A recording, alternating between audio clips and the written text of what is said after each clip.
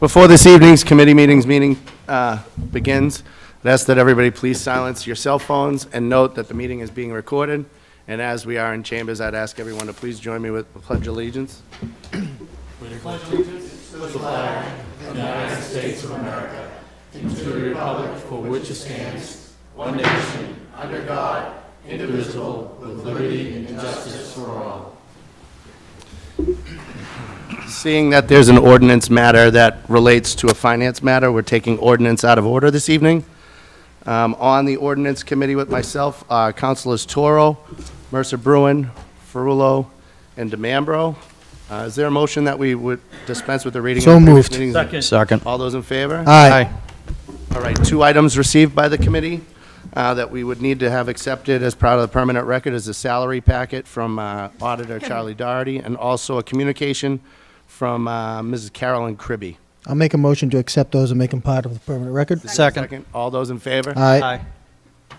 First item on the agenda is in order to amend Woburn Municipal Code, Section 2-180, relative to non-union salaries. Members of the committee and the council. So you have in front of you the order to amend the Woburn Municipal Code, Section 2-180, relative to non-union salaries. As you referenced, there's a companion matter in finance.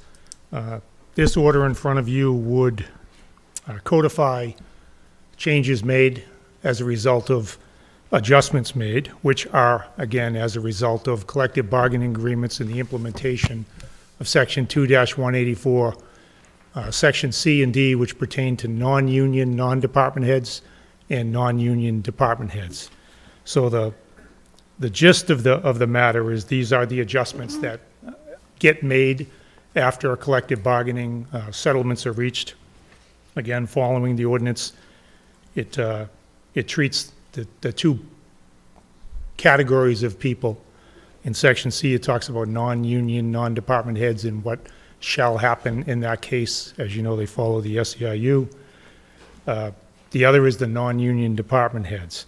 So when the committee and the council takes up the finance matter and determines the final numbers in those categories, those numbers would then populate Section 2-180. And what we gave to you was the 3 years of 2-180, what they look like in each of the 3 years. I'm joined here tonight by the city auditor, Charlie Doherty, the HR director, Shauna Healy, city solicitor Mark Salvati is out of town, but that was the group that settled the collective bargaining agreements. As you know, 6 of the 7 agreements are settled. 1 more to go, hopefully soon. And again, following the process of the settlement, looking to the statute on how to treat the non-union members, that's what you have in front of you tonight. If you have any questions, again, I have the auditor, the HR director here with me as well. Any questions from members of the committee?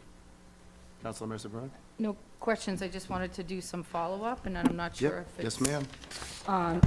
So I know during our original deliberations, Mayor, there were some concerns expressed by some of us that some of these things had been paid out prior to the transfer. So I did have an opportunity to meet with Charlie and Tim, and what we discussed is that, moving forward, non-salary and retroactive pay will not be paid out until such time that the order transfer has been approved by the council. That will be the practice moving forward, just so everyone Sure. is aware.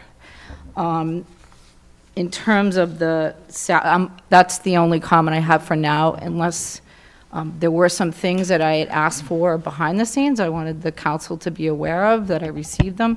I did reach out to Mackenzie because she's doing amazing work in the city, to ask her to provide us a list of the different programs that she's worked on. And I have them all right here: the overdose prevention and naloxone training, the Stress Less workshop for the tween and teen caregivers, peer recovery group for women struggling with alcoholism. These are all amazing, amazing programs, and I want to make sure that the people in our city know that they're available, and these are just a few. And I thank Mackenzie for sending them out. I'd like to make these part of the permanent record, if I may. I'll make that as a form of a motion. Second. All those in favor? Aye. Motion carries. And last but not least, one of the things that also came up during our discussion, Mayor, was, all the great work that Samantha's doing, but there was also questions around comp time. And I did reach out to Shauna to get a list of that comp time. And for 2024, there were 65 hours that had to be carried over, 51.5 hours earned in 2025, and a total available of currently 72 hours. And one of the things that was just a little concerning, Mayor, is that when we talk about the comp time, if Samantha is working more hours and not reporting that comp time, that could promote some legal problems for us down the road. So I just want to reiterate that. I'm not questioning the amount of work Samantha does or the great things she does for our community, but I want us to be mindful of that. And I know it's your office that has full authority over that. So that's Yes. all I have. I appreciate that point, and yes, we do meet. We met with Shauna about this. We will keep close tabs on that. Okay, thank you, Mayor. Thank you. That's all I have. Thank you. Any other questions or comments from the council? Well, I should say the ordinance committee. What is the will of the committee? Make a motion that the order to amend the Woburn Municipal Code, Section 2-180, relative to non-union salaries, go out, ought to pass. And just for clarification from the chair, this is the packet that does not include the economic development manager? Thank you. I'll second that motion. Everybody understands the nature of the motion? All those in favor? Aye. I have it as 5-0. Thank you very much. Thank you. That matter is Thank dispensed you, with. Mayor. All right. Next item on the agenda is the Guastavino Realty LLC. For proposed zoning amendment to the Woburn zoning ordinances to create a central square overlay district. Attorney Tabi, you have the floor. Good evening. For the record, Joseph Tabby, Reuben and Rudman, 500 Unicorn Park Drive in Woburn, on behalf of the petitioner. So, to date, the city council has held 3 public hearings on this matter, January 21st, February 18th, March 18th, and then there was one previous ordinance committee meeting on February 10th. During those meetings, we've received a lot of feedback, input, suggestions, and requests from both the council and members of the public. Some of those comments and requests were a number of things. The project is too dense, needs to be cut back to 150 units. Well, Central Square needs an update. There are traffic concerns in this proposal. The buildings are too tall. There's not enough parking. Project has had very little community input, and the process is going too quickly. If the overlay district is approved, no additional permits will be required. Traffic will be significantly worse as a result of this development. The proposed development doesn't enhance the neighborhood. Flooding on Hart Street will be worse. 40B is not an option for this property, and the school systems cannot support the project. So what we've done, Gustafino team has taken all of those comments, and we're going to respond to those this evening. So what I'd like to do at this time is turn things over to John Tocci, who'll go through the various comments that were made, and then I'll make some final comments, and then we can open it up for questions. Thank you. Okay, Is thank that you. part of the presentation, right? Yes.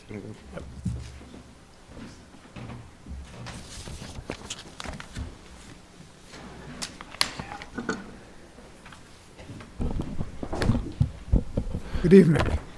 It's good to be here. Thank you.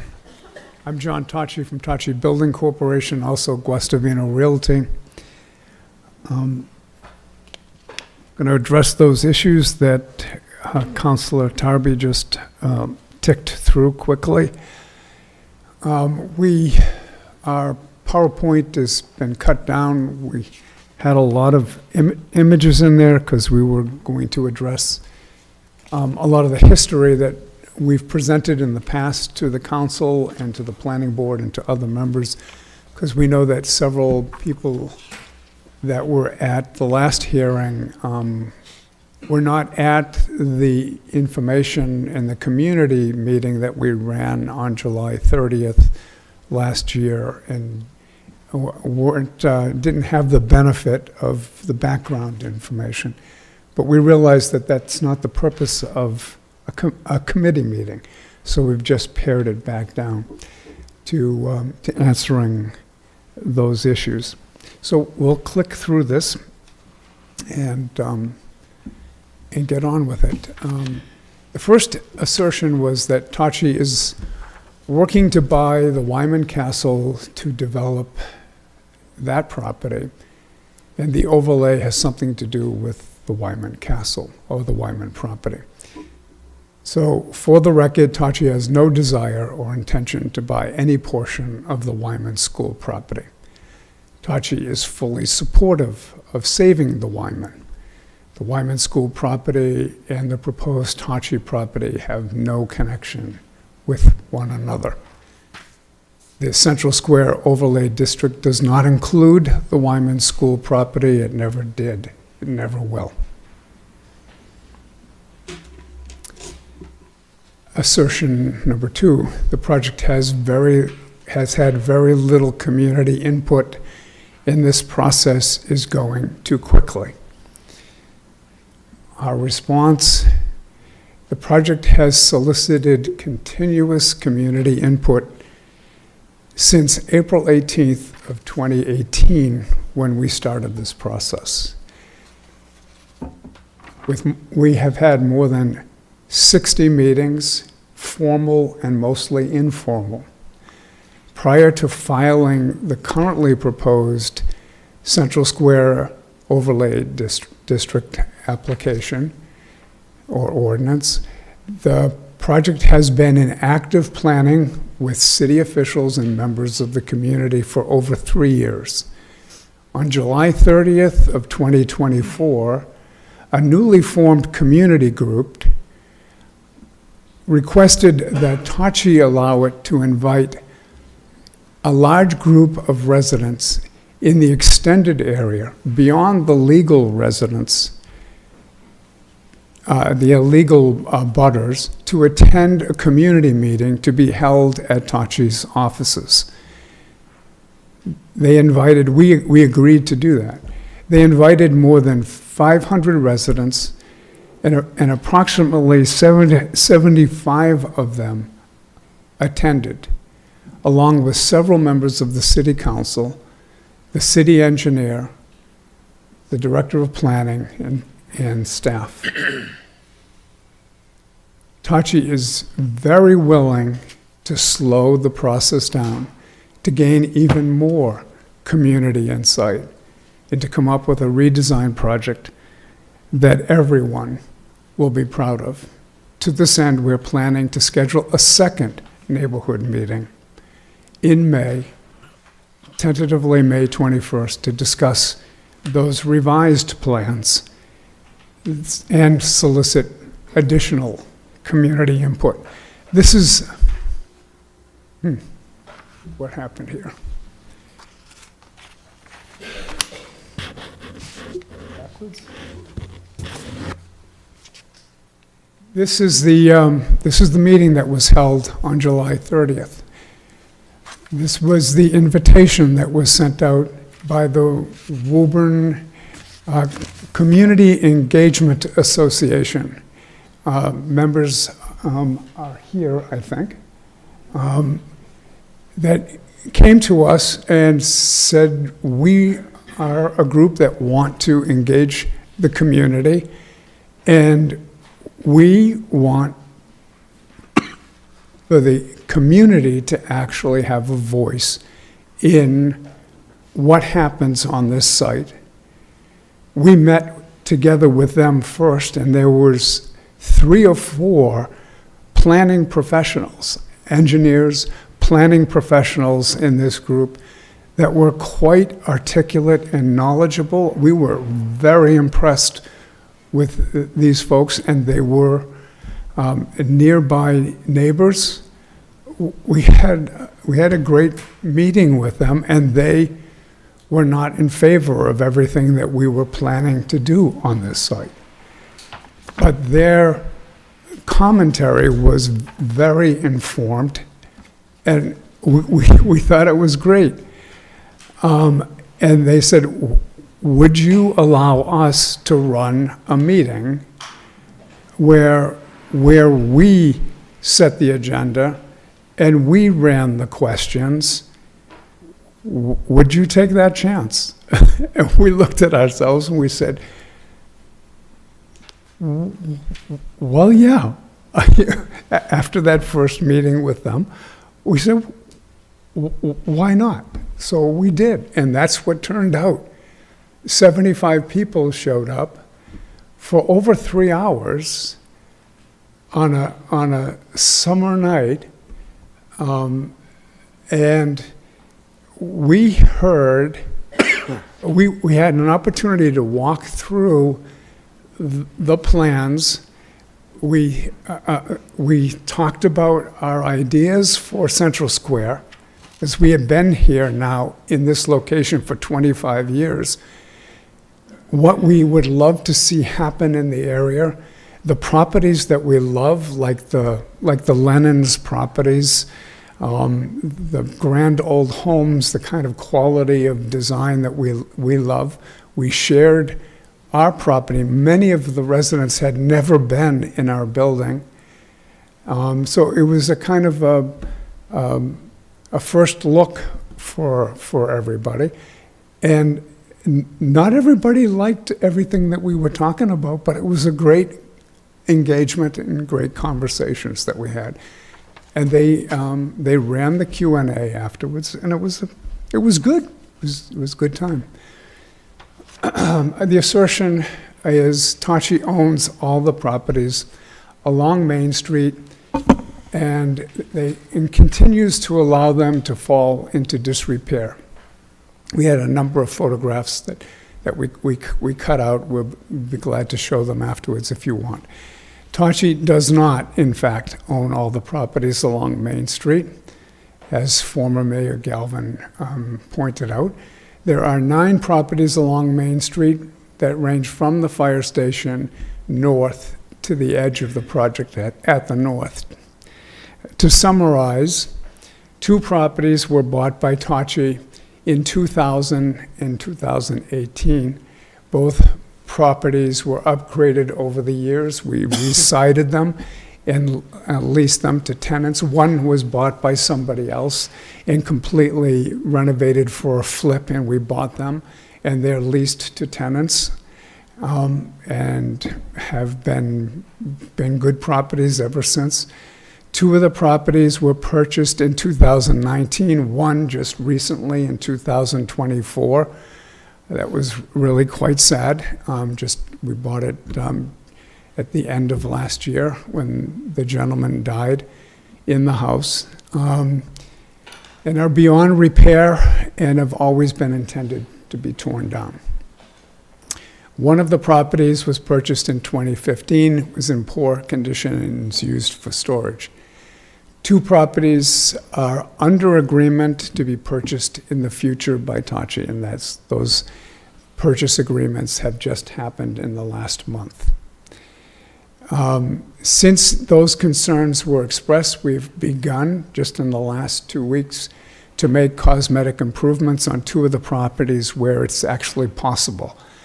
Two of those properties, it's actually not possible, but we're still beginning exterior cleanup operations there to improve the exterior, and we're doing what we can to make them as acceptable as possible. We will proceed to apply for demolition permits in compliance with Section 15-170 of the Woburn Municipal Code as soon as we can. The Guastavino building, there's been questions about what we will do and the quality of our work. The Guastavino building, which will remain in the development. By the way, other developers have approached us, several other developers have approached us to buy this property, all of this property, all of whom would tear down the Guastavino building, because the Guastavino building is in an importune location on the site. It wants to be torn down because you can maximize the development of the project by tearing it down. It's the last thing that I'm going to allow to happen. I love that building, even though when we bought it, it was ugly and it was in a terrible, terrible condition and fell into terrible disrepair.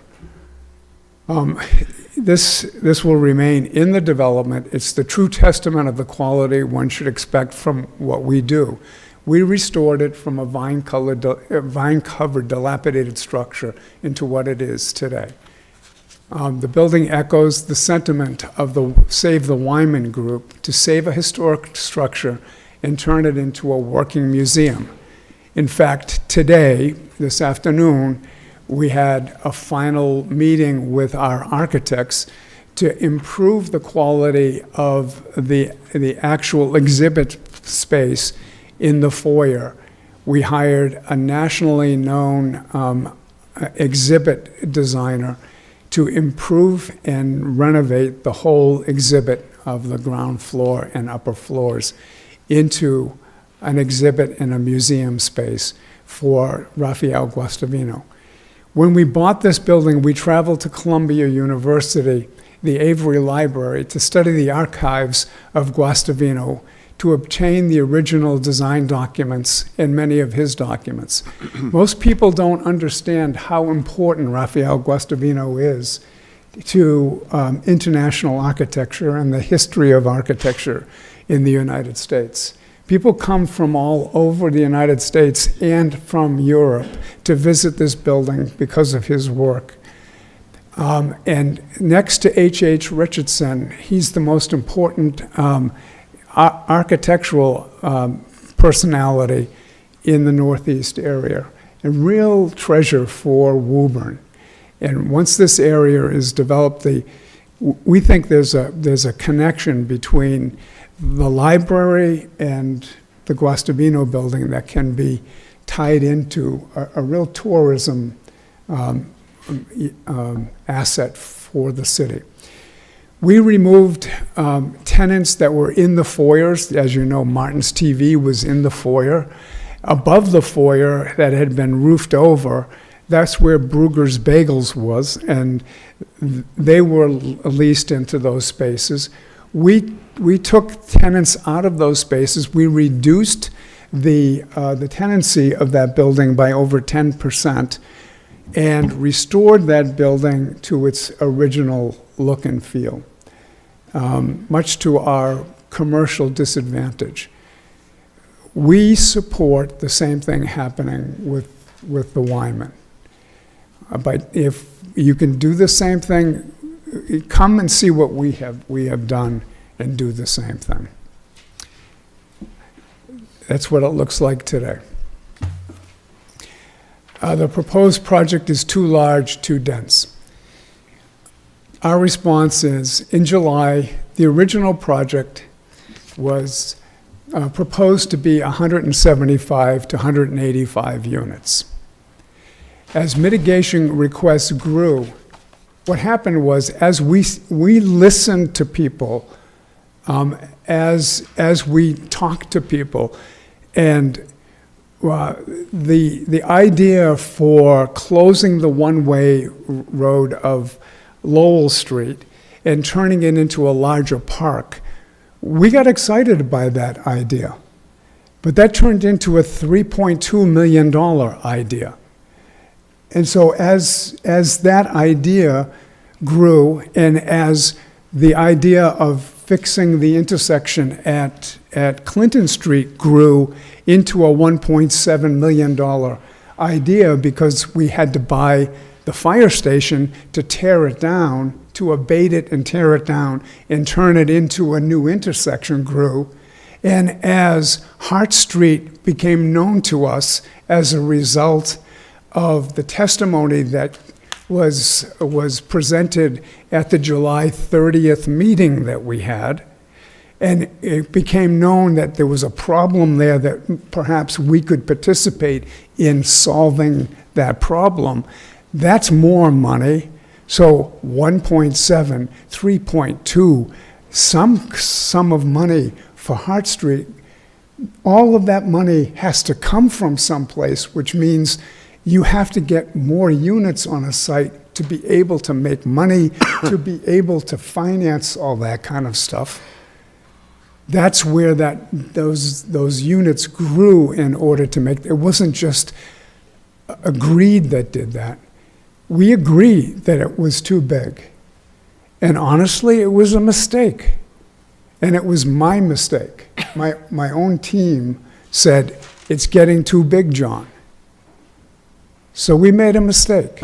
And we heard it.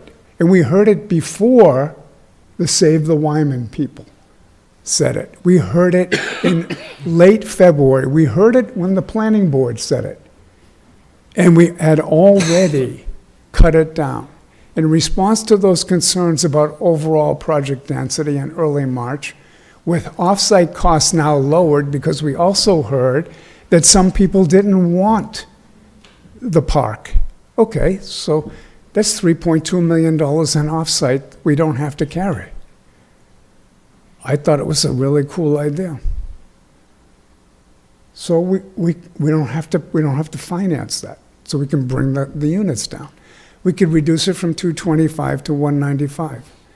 With further reductions, we can't afford off-sites. We have to find a way to get grants to pay for the new intersection. If we can get grants and we can work with the city to pay for the new intersections, we can drive the unit counts down even further. And so that's what we're doing.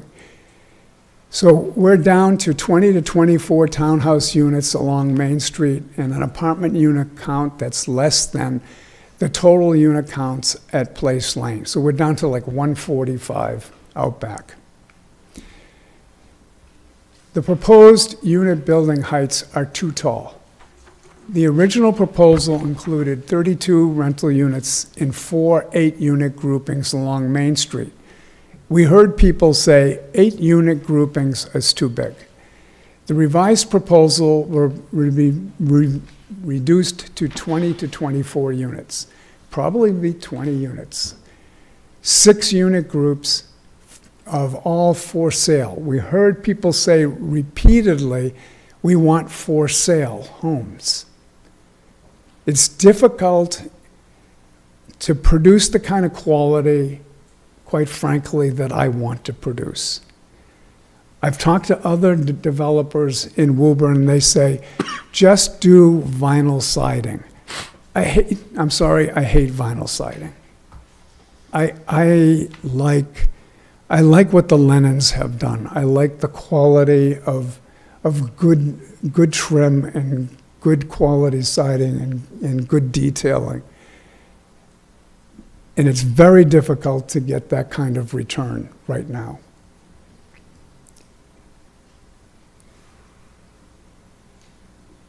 But we reduced it to 6-unit groups, smaller scale. The homes will include townhomes that are consistent with the heights along Main Street, which will be no higher than 5 feet higher than the current height. The buildings out back were proposed to be 5 stories with a maximum of 65 feet in height. The plans are being revised now to 4 stories and 50 feet to be consistent with the planning board recommendations in the 40-year-old development at Place Lane. What's interesting is the building the main building that we showed renderings for was actually 5 stories, but it was over a garage, which the zoning ordinance allows you to disregard the garage. So it was actually 5 stories on top of a garage. We took the garage out and we reduced the 5 stories to 4. So the height of the building, especially as when it goes downhill and as it abuts Hart Street, is over 20 feet lower than it was before. So it's actually 2 stories lower, which is good. I don't know why this keeps me doing this, but.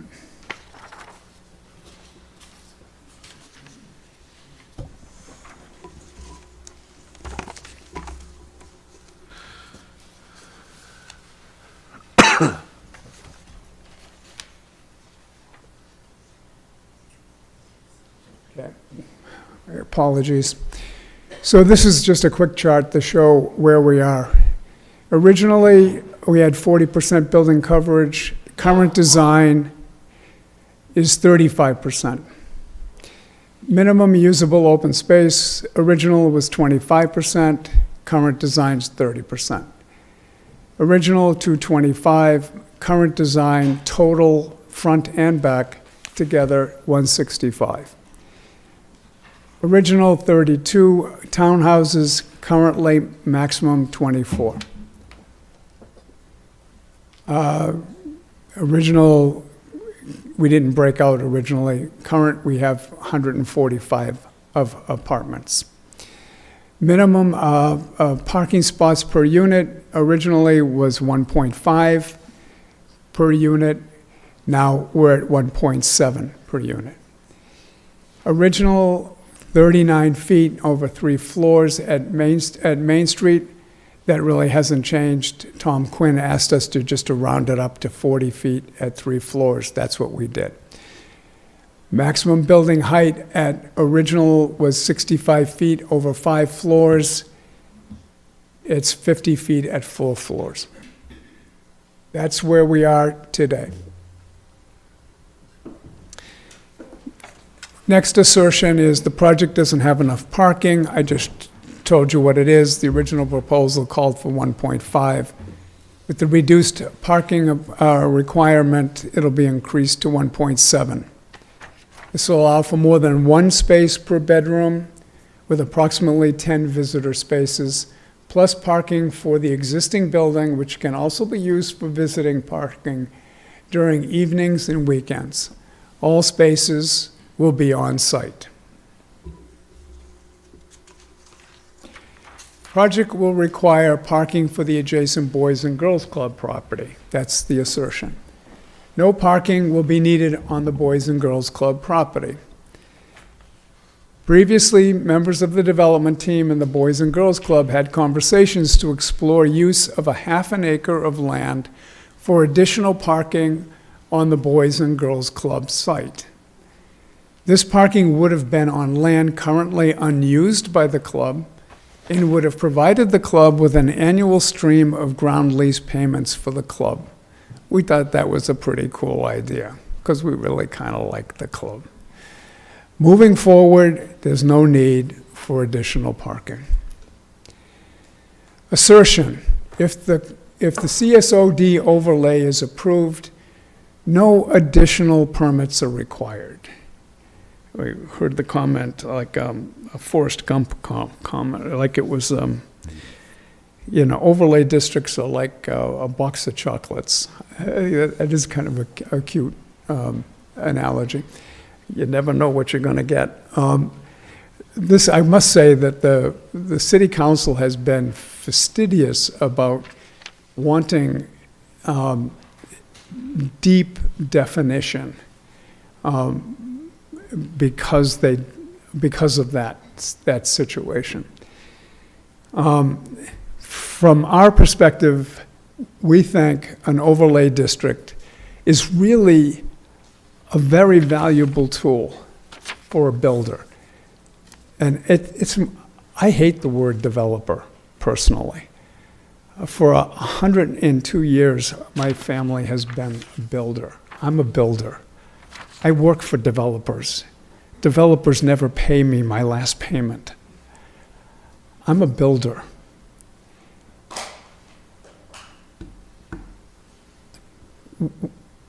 Back to the overlay district. If you get your zoning straightened out first, then you can pay all the consultants the very high fees necessary to get all the deep engineering done, to do a very specific design on something that you know that you can get permitted properly. That's the reason for it. Not to try to get around something, but to be able to understand what is going to be acceptable to the community and to the governing authorities. I realize people don't always have the best intent, but when it's run properly and we're willing to tie a defining plan to our overlay district application so that there is no wiggle room, we're willing to be confined to it. So if the CSOD overlay is approved, the project will still require a full special permit by the city council. It will require an order of conditions from Jerry Lonis and Dwayne Cleek and the Conservation Commission, and full building permits from Tom Quinn and the building commissioner. It still has to go through the full permitting process, the full rigor of inspection in QA, QC. The next assertion was the overlay gives no control over the design and the finished product will be completely different than the proposal. I think I just answered that. So we're willing to tie a preliminary concept plan, or a PCP, to this process, and the PCP would be approved simultaneously with the rezoning of the property into the CSOD, thus ensuring compliance post-CSOD approval. Next assertion, traffic will be significantly worse as a result of the development. Response, the data on anticipated traffic impact at the prior full unit count, 225, was presented to the City Council with a net increase in traffic of less than 4% at peak hours. The substantial unit count reductions that we just talked about will result in a proportional reduction in traffic at about 25 to 30%. We will submit the full data afterwards, as soon as we process it all. The revised data will be provided once updated by our engineer. Everybody agrees, so we're talking about an effective traffic load equal to or less than Place Lane. Everybody agrees that if you stand by Place Lane and watch what happens there, the traffic impact is de minimis. I travel in. I'm part of the problem, the traffic problem. I've sat here and heard the council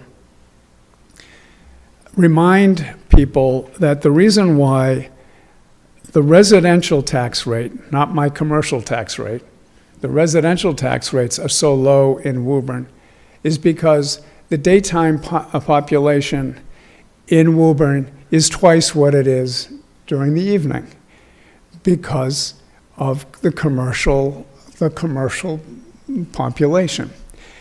And when I drive in from Route 95, coming down Main Street, headed to my second home at 660 Main Street, I'm queued up and think often about that woman who testified a couple of times about the problem with no left-hand turn on Eaton Street because there's no left-hand lane. And I'm thinking, that's right, there's no left-hand lane, let's fix that. And so we designed a left-hand lane. But The problem is that that's the peak traffic, is incoming traffic. It's not the traffic coming out of the property. If this property is developed, yes, it's going to contribute some traffic, but the peak traffic is commercial traffic coming in to go to work that's coming in on Main Street. It's not the panacea, but that's why you have such low peak hour contribution. And people need to look at the data and understand that. That 4% is probably going to go to something like 3 to 2.7% in the revised data. Assertion, the proposed project does not enhance the neighborhood. The response is, there's a clear difference between the quality of the architecture, regardless of the condition, between the properties included in the overlay and the rest of Main Street, i.e. the Lennon's houses. This project would raise the quality of design and raise Central Square to the standards set by Main Street's level of architectural quality, creating a true gateway to downtown Woburn. The development team originally proposed several improvements to the area, including expanding Wyman Park, reconfiguring Main Street and Eaton Ave intersection, and creating pedestrian connections to the Middlesex Canal path. These were outlined in the July 2024 neighborhood meeting. These would be paid for by a combination of grants and a mitigation fund created by the developer. At the revised unit cost of $145, the mitigation, unfortunately, is reduced to $200,000. $200,000 is a lot of money. So we're still finding ways to do things that are really important, which is safety for kids. People who know us, people that were at the neighborhood meeting in July, know that we welcome kids cutting through since the Harold Wyman opened up. Cutting through, and the safety of those kids cutting through to get to the Woburn Boys and Girls Club. We welcome people walking their dogs through our property. We're looking for ways to participate in the new bikeway and the new walkway. We want to improve this place because it's where I spend most of my waking hours. So this is what it looks like today. And this is what we want it to look like. Drainage. The development will make flooding on Hart Street worse. This is not correct. At the July 2024 meeting, the planning director provided the city history of Hart Street flooding for the past 25 years. Director Cashel was very articulate, and he brought back with him the history that was gone when he left. For the past 100 years, water from the Tocci property, the Guastavino property, since 1907, has sheet flowed into the canal. And all of the abutting properties have done the same. The proposed plan would include on-site retention, which would significantly reduce the amount and rate of runoff into the canal, as required by current engineering standards. The proposed improvements on the Tocci site will improve the canal flooding issue, but it will not solve the issue. After hearing from the residents, we commissioned an assessment of the Cummings Brook Basin and were amazed at the condition. We met with the Conservation Commission, and on a Saturday, by the way, and it was great that they actually, they met with us with very little notice, And based on the preliminary assessment performed by our project engineers, there are a number of blockages downstream in the canal that needed to be cleared, to allow water in the canal to drain. It's really quite simple stuff that needs to be done there. You just need to file the permits, and the city did file the permits in 2022. But they didn't do it right, quite frankly, if you don't mind me saying so. And you dropped the ball, the city dropped the ball, didn't file them properly, and then didn't pick the ball back up and do it properly. I can read the rest of this stuff. But we commissioned and did a full walk of the basin in detailing what needs to be done. And it's the first time it's been done, in our knowledge, in 25 years. And I've proposed since that time, 3 times, that we put together a task force between engineering, between representatives of the council, representatives of Hart Street, and I'd be glad personally as an engineer and a builder to sit on that task force and see that this thing doesn't get dropped again and we actually do something about it. Assertion, the property is zoned R3 under that zoning, and only 30 units can be developed on that property. That is incorrect. The front portion of the property is zoned R2 and the rear portion is zoned S1. Without the need for any variances, the approximately 70 to 80 multifamily units could be developed on the property. Not 100, not 120, not 20, not 30. That's the truth. That's what it is. Assertion, 40B is not an option for this property. That is correct. It's not an option right now. Right now, you are at 10.72%, according to the subsidized housing inventory. If the city drops below the 10% threshold, or if the 10% threshold gets increased by the state, because yes, indeed, the governor is definitely leaning that way and strongly leading that way, then it is subject to a 40B. I don't want a 40B. I don't even want to talk about it. I want to do the kind of quality design and development and develop a community that has a relationship with each other and with the community in whole that I've been talking about for the past 15 or 20 years. That's what I want. I don't want a 40B out here.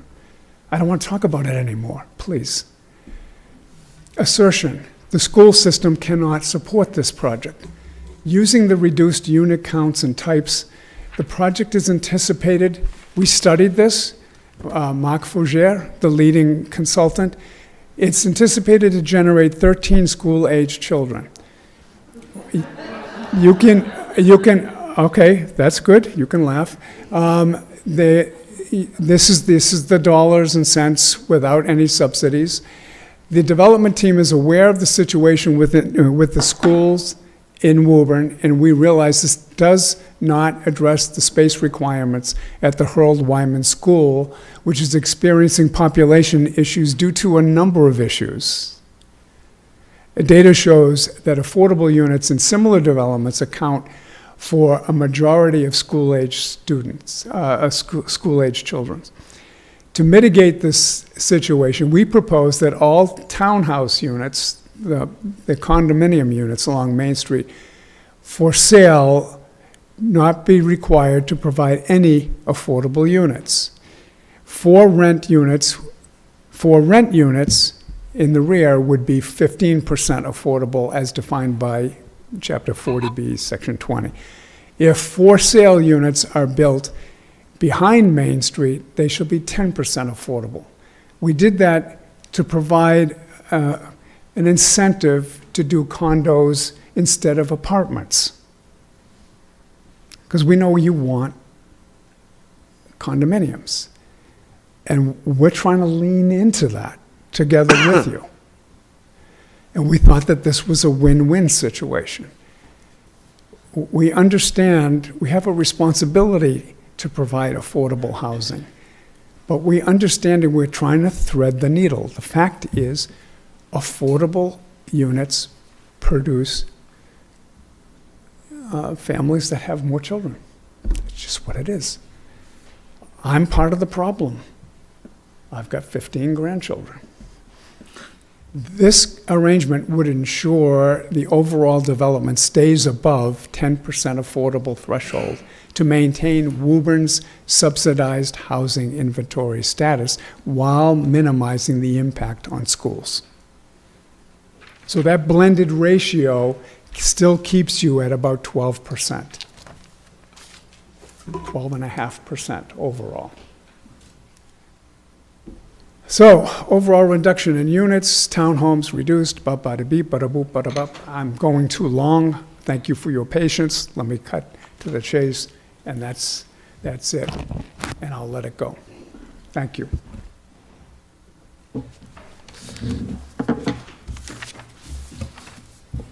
All right, questions from members of the Ordinance Committee. Councilor Toro? Thank you, Chair. Mr. Tachi, thank you for the presentation. I've been on the council now for about just under 2 years. One of the newer members here, but I think it's pretty apparent that the overlay district isn't something that the residents in the community want. It's an overwhelming majority. I'm not a supporter of the spot zoning. Having the S1 capability in that, I think the back 4 acres of your property, I think it's 4 acres back there, right? I think you have the ability to build, rough math, about 65 units, give or take. And then the R2 on the front end, I think there was 9 or 11 properties there. You can do multis there. Gives you a similar to what you said. You said 70, 80 without a special permit, without variances, somewhere in that ballpark. I don't understand why we're not going forward with that. I appreciate the flexibility. I appreciate some of the reductions that you brought in front of us today. I think it's a little too late. The community has spoke. I think, for me personally, I can't support the overlay district. And if we aren't going to move forward with putting out a motion to bring this out ought not to pass at the city council meeting on Tuesday, I know I'll certainly be making a motion on Tuesday to deny the overlay district. But I think that sentiment is shared with a lot of the members of the council, and I think you'll hear that tonight. Again, I appreciate it. I hope you do something beautiful with the property. I still think you can enhance the neighborhood. Just don't think what you're going to get. I don't think what you're looking for is what you're going to get. I'm not really worried about the potential of the 40B or what can come down the line. I think what we need to deal with is the here and now. If the governor changes something down the line, we'll deal with it, right? But what you have in front of us is not good. And the community has made it very, very apparent that they don't support it. And all these people here that have come to these different meetings over the last month and a half, and the emails, the numerous emails. I spend most of my day, I spend half of my day responding to the emails from people about the Central Square Overlay District, just as much as I do for my full-time job. I think it's time to give these people a rest. I think it's time to put this to bed. And I will not be supporting the Overlay District. And I think you'll see a lot of the members of the council who feel the same way. But again, I appreciate the efforts, and I hope you do something great with the property that you own. So, thank you. Councilor Mercer Bruin? Thank you, Chairman. Thank you, Mr. Tachi, for that presentation. I appreciate, as the counselor said, that you've made some changes, but I think I was pretty clear on some of the changes that I wanted to see. More single-family, more two-family, some three-family, pretty much things that you would be able to do by right is right in front of you. I heard your explanation about the money. I appreciate all of it. I appreciate your comments about 40B, but for someone who didn't really want to talk about 40B, you gave it a good amount of time. I will be making a motion to say this ought not to pass. We should be done. We should be moving forward. The community has spoken loud and clear. That's all I have to say, President. That's chairman. Chairman. Sorry, I'm sorry. I don't want President Dillon to feel I'm slighted. sorry. Chair, can I make a, can I make a motion to open the non-voting members? Oh, can we just get through the members first? Jeff, sorry. Councilor DeMambro, you have the floor. Mr. Tachi, I agree. I mean, everything my, fellow councilors have said, we listen to the people. I probably have well over 120 emails.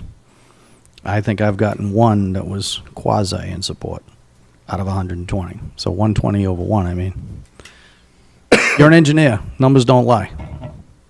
I think the buy right of what you can do in knowing your talent and your company and how you guys make something out of almost nothing, I think you can do wonders with 70 to 80. I understand there's a cost associated with everything you're trying to do down there. I get it. Everything costs money, everything.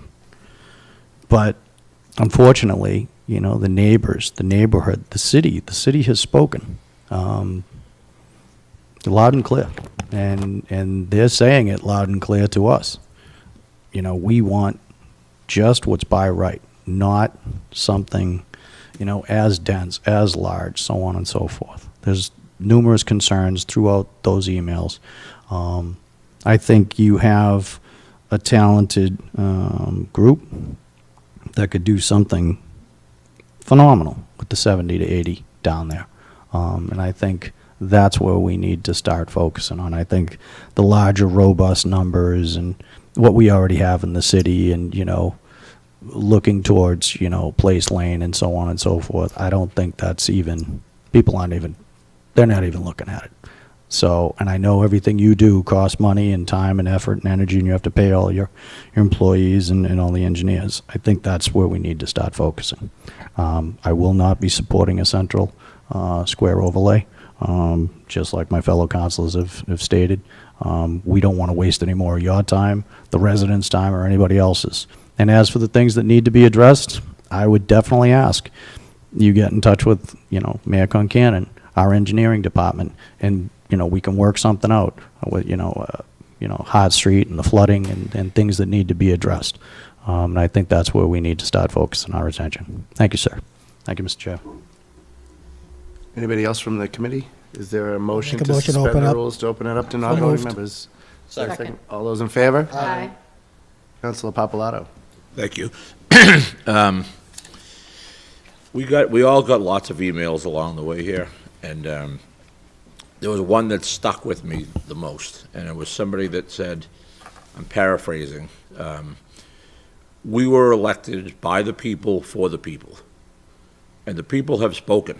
We've heard them in droves coming out against this, and I support their view of this. So I know you've made an enormous amount of concessions, and if we heard from the people, a 50-50 split, or we heard some kind of balance of what, what the approval was or what it wasn't, it would be a different situation. But to this point, we haven't had that, and I cannot support this either. Councilor Viola. Thank you, Mr. Chairman. Mr. Tachi, what properties are you currently cleaning up on Main Street? That you said you're doing cosmetic work to? Excuse me? Which properties on Main Street are you currently doing the cosmetic work onto to beautify them? To say that we're beautifying them is like putting lipstick on a pig. So you're making Yeah. them look presentable. Yeah, so it's 658, 660, I don't know which. 662. Yeah, those two. The other ones that are going to be torn down are, is 10 Lowell Street? Is it 10 Lowell Street? Only thing I ask is, we see the writing on the wall where this is going tonight. If you'll continue to make those properties look better so it doesn't bring down the neighborhood even more. And I want to thank you for your insightful presentation tonight, but I as well can't support this. So, thank you. President Dillon. Thank you, Councilor Demis. First off, this is my ward, and I want to thank my fellow city councilors for all the work they did on this prior to tonight. I know it took a lot of time and effort from all of you, and I appreciate that. I also appreciate that all the city council members realized and did their homework and understood that at this point, the overlay point is where we have leverage. If this went to special permit, we would not have the leverage we do now. It would have been great if we could have gotten to a point where the neighbors, the abutters, the Tachi group could have come together and we could have got some mitigation for parts of the neighborhood that really need it. I'm going to go as an example, Hart Street. Since I've been elected, I have tried to get a solution for the people on Hart Street with the Middlesex Canal. I've driven down there many times during the heavy rains and stayed awake at night wondering if anyone's affected. Couldn't get it done. I'm going to continue to keep working at it and see what can be done in the future. I've heard loud and clear from the constituents they do not want the overlay. I do worry, like Councilor DeMambro, that higher government than us may have an effect on this in the future that we have no control over. But tonight, we have to look what's in front of us currently and listen to our constituents. If I can, I would like to quote our founding father, George Washington.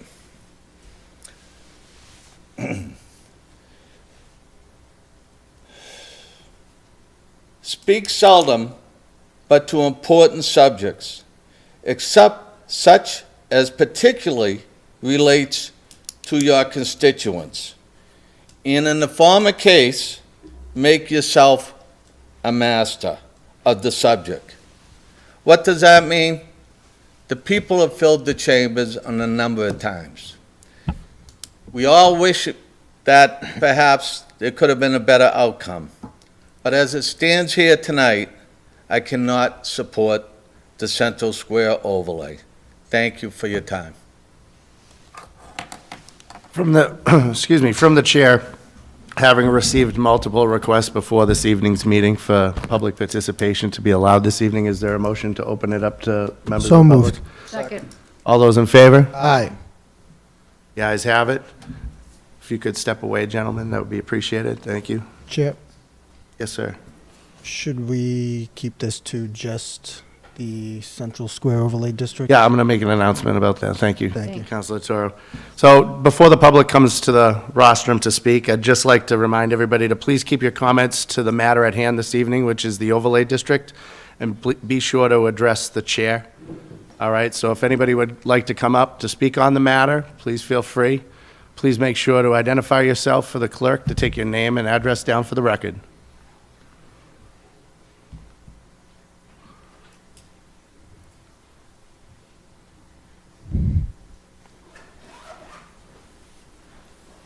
Thank you for your time. Carol Nagel, 723 Main Street, Woburn.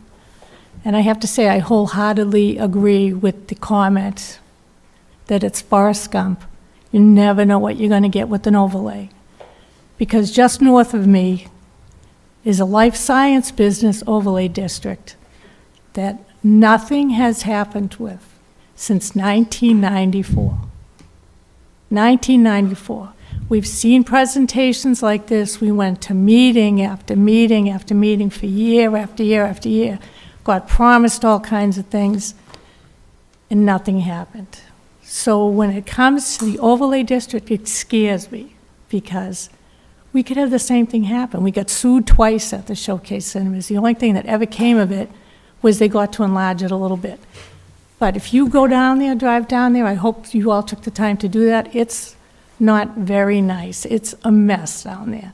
And bottom line, this petitioner has by right the ability to build without any permission from anyone. Plenty of beautiful homes there. And he can choose to either do that or not do that without any assistance from anyone. And to be constantly threatened with 40B, there couldn't be anything worse than 225 units in that area. If you think 40B is worse than that, I just can't imagine. So by right, all of your votes, and I appreciate the time you all took, keeps that in check. And this person will have to actually follow the rules, and I really, really appreciate the time you took listening to everybody and taking it all into consideration, because when I look at what's going on at the Showcase, it just worries me that we could have the same thing happen in Central Square, and I hate to see that happen. So thank you so much for your time. Thank you, Karen. Thank you. Would anybody else like to speak on the matter?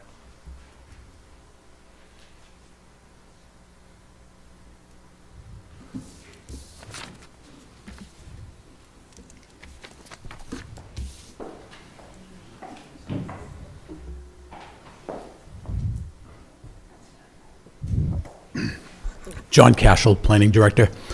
I just want to bring up a historical, significant scenario that took place back in 1985. Not that this is going to change anybody's mind, and I'm not here to tell anybody anything to change your mind, but in 1985, when I started, the city of Woburn was wrapping up negotiations, or lack thereof, with a gentleman by the name of Shannon, who owned property in North Woburn off of Pearl Street. Counselor, that's your ward, right?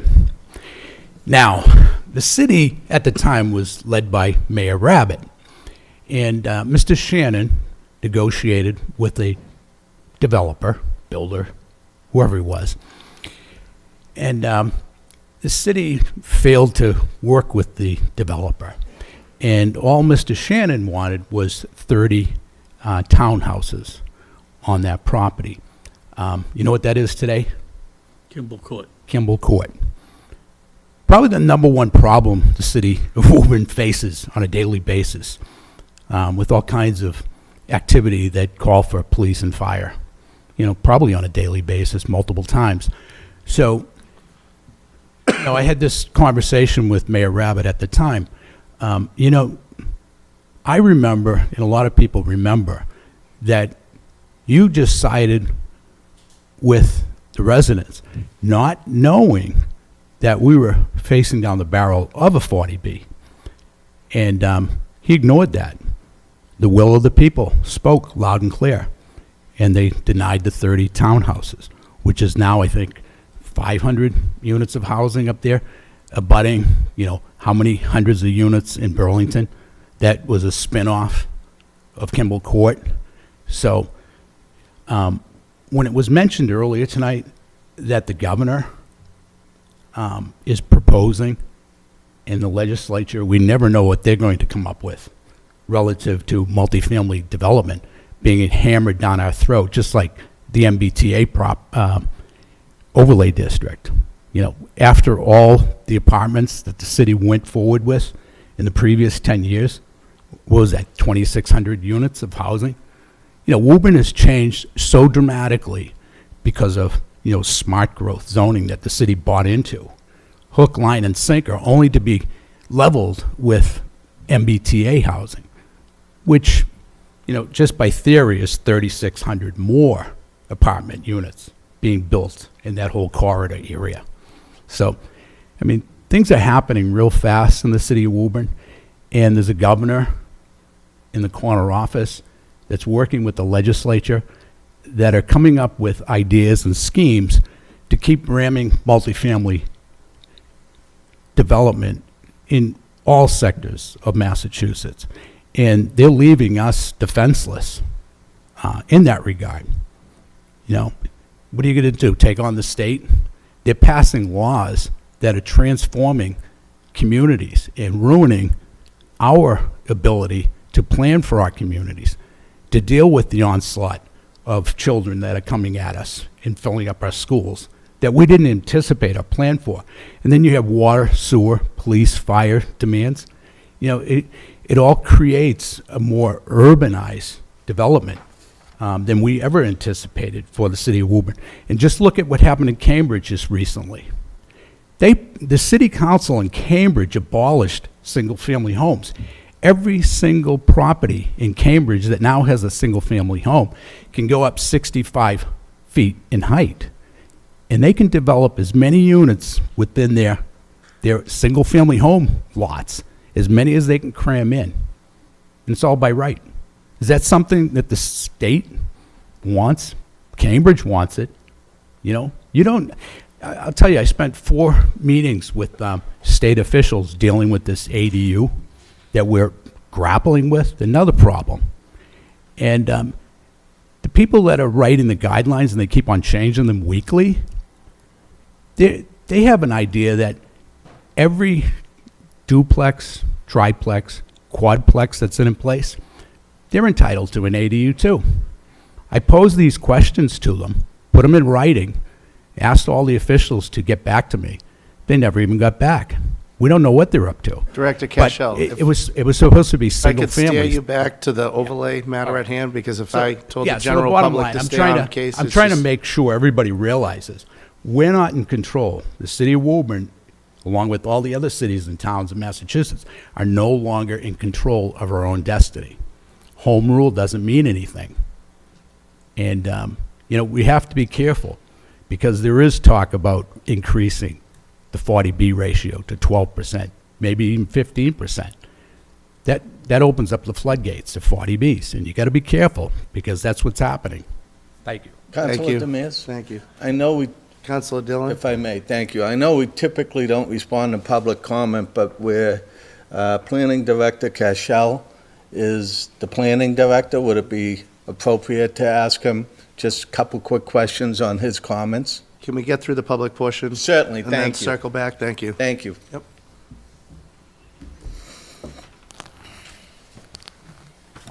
For the record, my name is Catherine Shaughnessy, 31 Scott Street in Woburn. I don't like overlay districts either. I would urge the council to send it out, ought not to pass. As Attorney Tobby said, we've had 3 public meetings, 2 committee meetings, and we've studied it. Nothing was presented here tonight that changed my mind. Overlay district in Central Square is not good. It is bad for Central Square. It's bad for the city. For all the obvious reasons that we've stated over and over and over again. On the outside chance that the developers ask for a leave to withdraw, I hope you will reject that, because they can come back the day after tomorrow and start the process all over again. So I urge the council to please send it out, ought not to pass, and please do it tonight at the next regular city council meeting. And as far as the state telling us what we can and cannot do, we do have the power to reject what they are doing. We can join the other cities and towns who are saying enough is enough.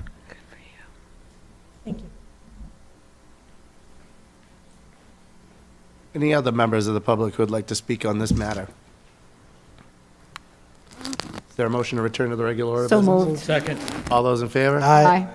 Okay, we're now at the regular order. Councilor Dillon, if you had questions, you may ask those now. Thank you. Planning Director Cashel, if you could, please. When you refer to back to Kimball Court, was it an overlay that they were looking for? No, what happened, I think former Councilor Shaughnessy, were you on the council at the time? I was. Okay. Okay. So- The reason No, I asked. it was no overlay district. It was Thank a you. simple The reason request. The reason I ask is I just want to make sure we're comparing apples to apples and oranges to oranges. Right. If it was an overlay, that's what's in front of us here today. And again, I feel very strongly that if you were in any one of our seats up here, that you would listen to your constituents as well. They're the ones who elected us, they're the ones who put us here, and we have an obligation to listen to them, even though personally, we may have our own concerns. And I understand what you're saying about higher government infringing upon municipalities. I think I've spoken to that in these historic chambers in the past. But what's in front of us tonight is what's in front of us tonight. The people have spoken, I think the city council has spoken, and I just wanted to make sure that I responded to your comments. Thank you. Thank you. May I respond, or? Absolutely, as far as I'm concerned. Sure. If the matter has direct connotation to the overlay district, I think we can continue the debate, but again, I'd like to steer everybody back to the point of the matter at hand, We are, rather than a debate on state issues with housing. we are public comment at this point, right? What's that?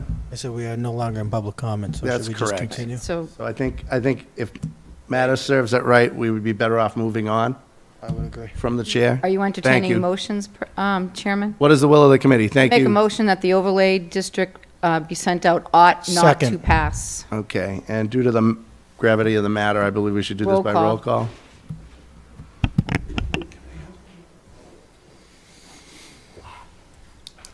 Yes. So having there been a motion made and seconded, by roll call. This ought not, this is for the matter to ought not to pass. Counselor Toro. So moved. Oh, yes, Aye. aye. Sorry. Aye. Counselor Mercer Bruin. Aye. Counselor Ferrullo. Aye. Counselor DeMambro. Aye. Chair DeBurns. Aye. Seeing that, the matter passes 5-0, ought not to pass.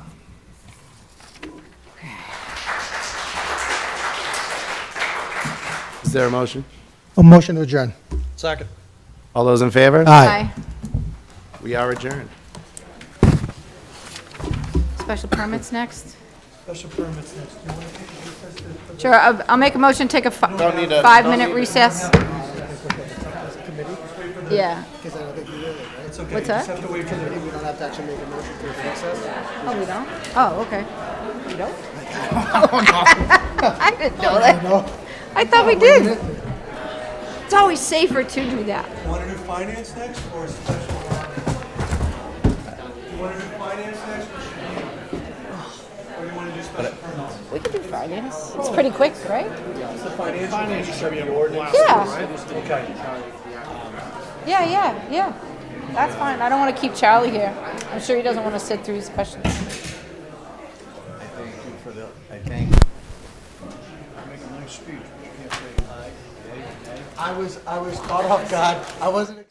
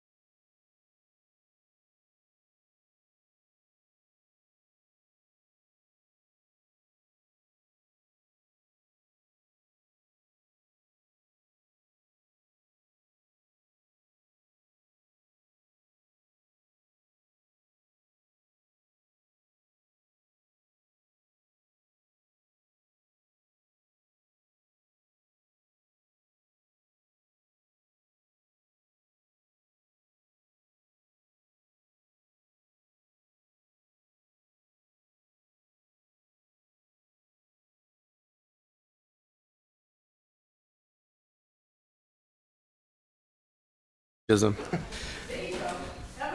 All right, I'm going to call the meeting on the Committee on Finance to order at 7:24 PM. I'm Chair Viola. With me on the committee is Councilor Campbell, who's absent, Councilor Demers, Councilor Ferrulo, and Councilor Mercer-Bruin. Mr. Chairman, I'll make a motion that we dispense with the reading of the previous meeting's minutes and approve them. Second. All those in favor? Aye. Opposed? Motion carries.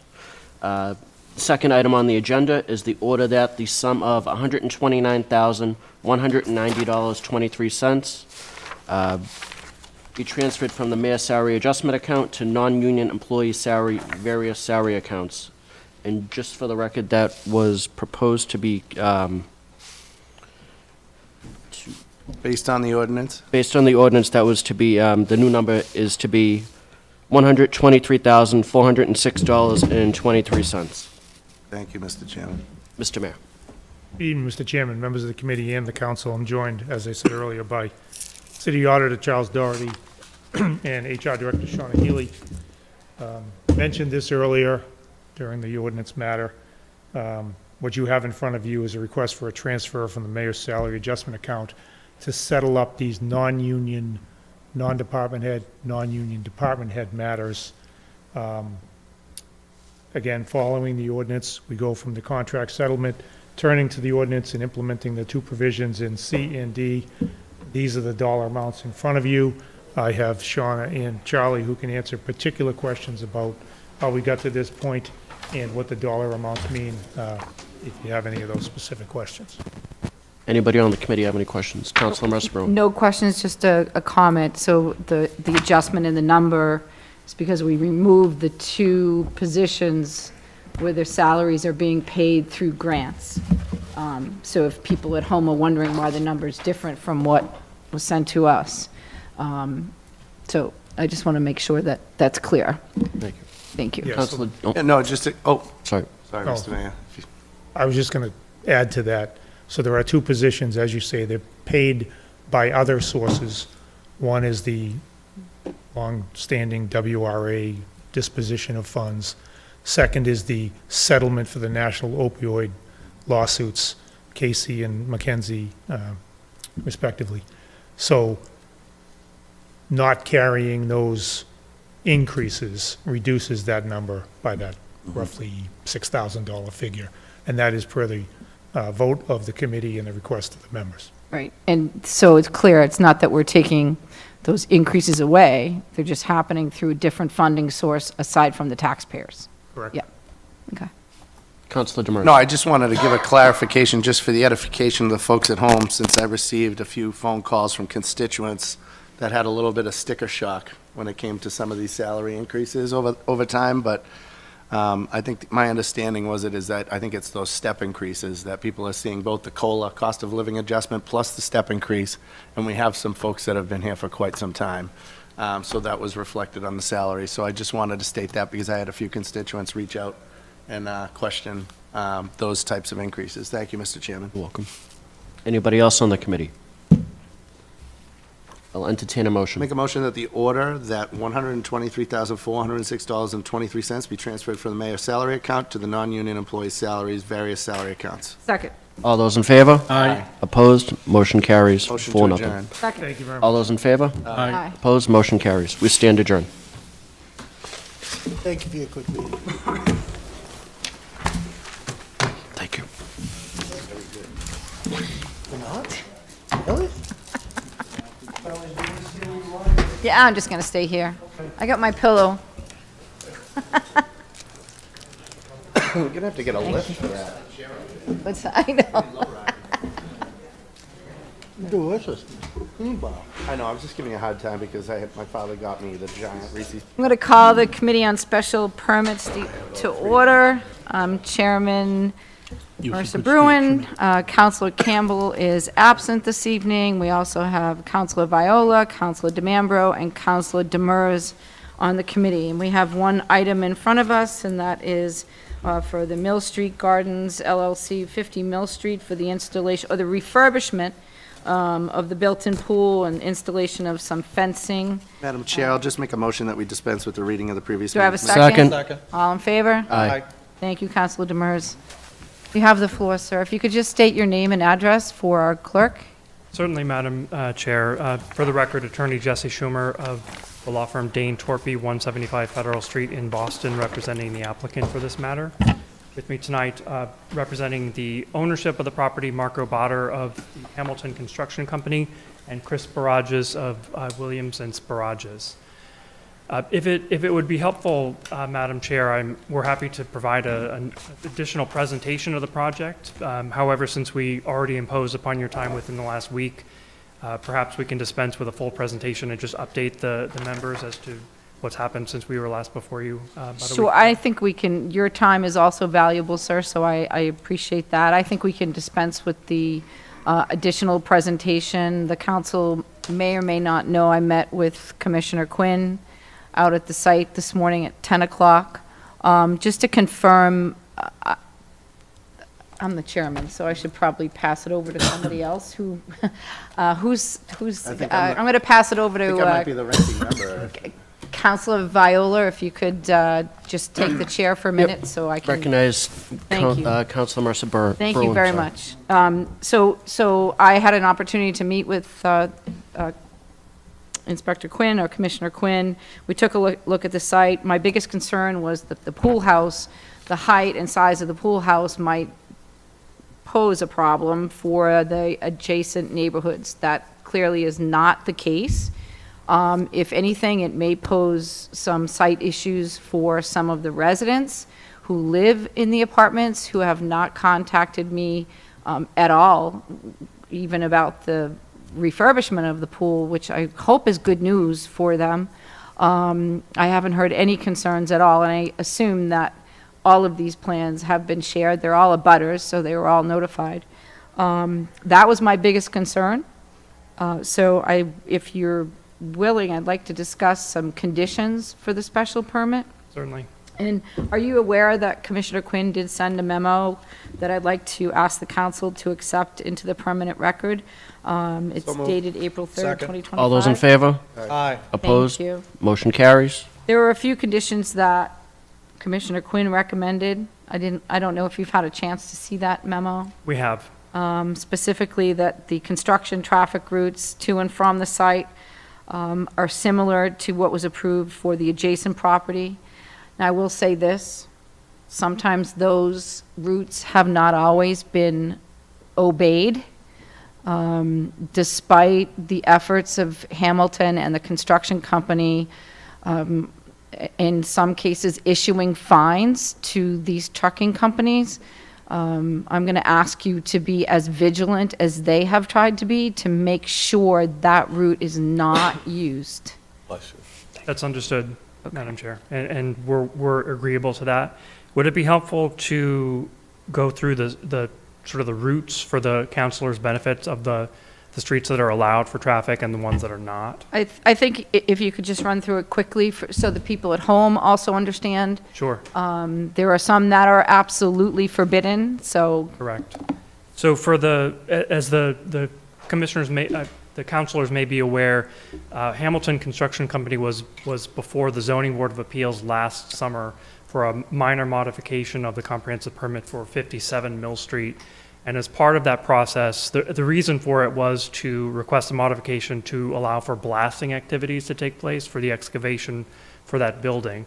As part of that discussion with the zoning board, we reached an agreement for a condition that provided that all quote-unquote haul trucks, which was a defined term by the Zoning Board of Appeals decision, were required to enter and exit the site solely via Salem Street, and they were specifically to avoid Mill Street, Washington Terrace, Salem Avenue, George Avenue, Robert Avenue, and Schneider Court. We're agreeable to that same condition for this project. The construction hours should be specified with no work on Sundays, any work on Saturdays, or any work on Saturdays to be interior only. Nothing that you're doing here is on the inside, so you will be limited to the weekdays. I think there's some minor work that would be on the inside of the building once it's closed up for construction of the pool house. The pool house. Oh, right. I don't Correct. think of it as a house, but it is. Yep. Okay. The the construction site should always be secure with proper fencing due to the proximity to the occupied residential buildings and the construction of an in-ground pool. Agreed. And agreed to the previous condition as well with respect to construction hours.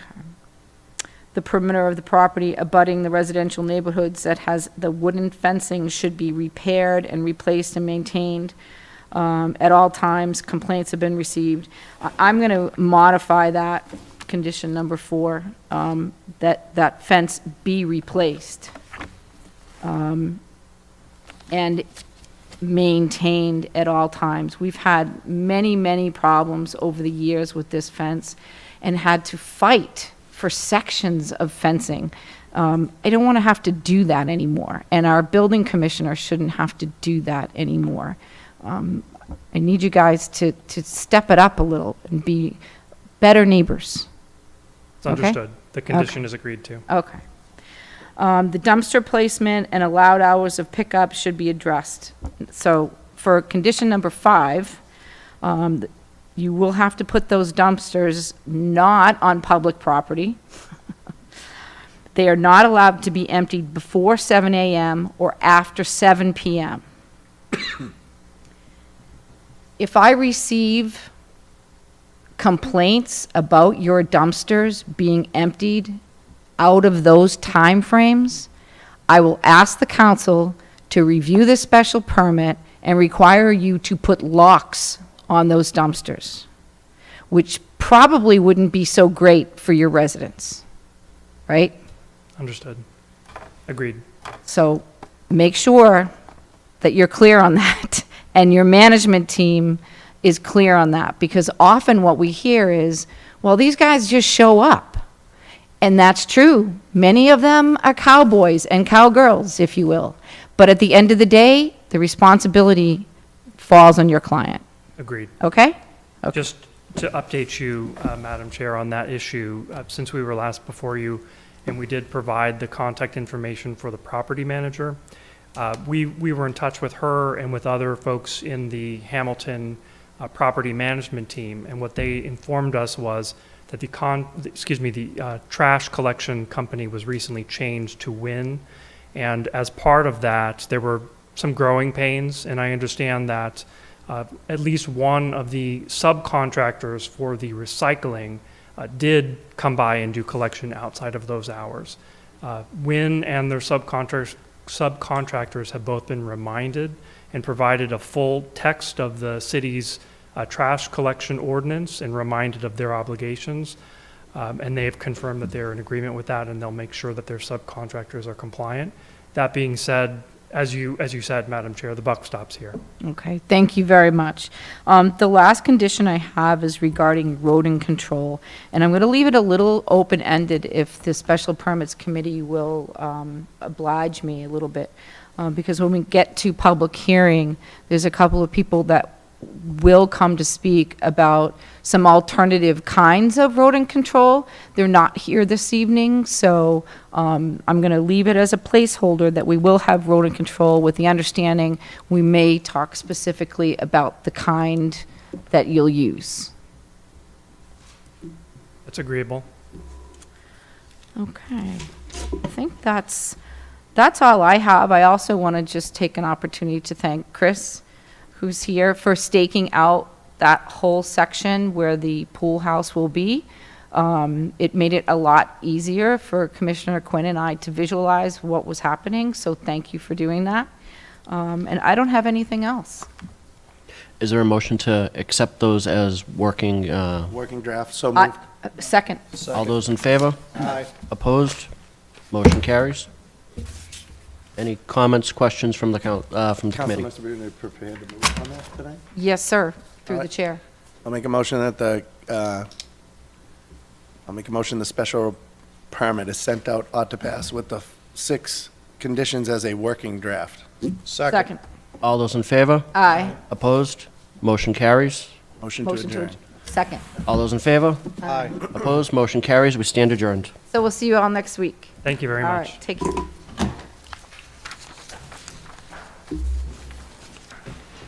We're tongue-tied on the special permit. Forgot what committee we were in. It's on my phone.